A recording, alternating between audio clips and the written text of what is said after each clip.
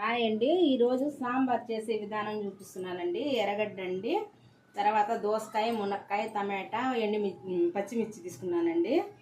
తర్వాత వచ్చి నూనె పోస్తున్నానండి. తెల్లగడ్డ వేస్తున్నానండి. ఆవాలండి, జీలకర్ర అండి, ఎండుమిర్చి అండి, ఎర్రగడ్డ అండి, పచ్చిమిర్చి అండి,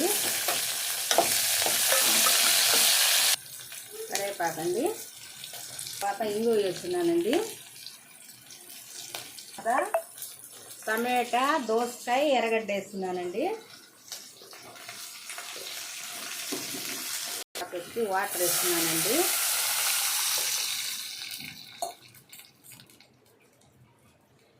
పసుపు అండి, కొంచెం కారం అండి, ఉప్పు వేస్తున్నానండి.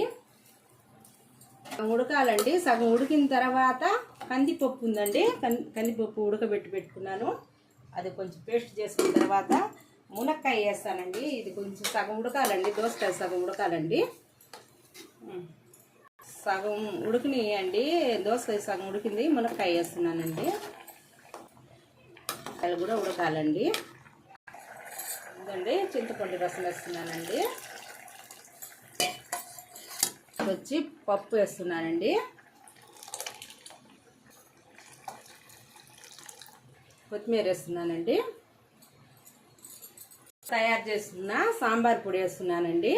మరింత వేస్తే చేదు వస్తుందండి. కొంచెం తెల్లాలండి, సాంబార్ తెల్లాలండి. సాంబారు తెల్లుతా ఉందండి.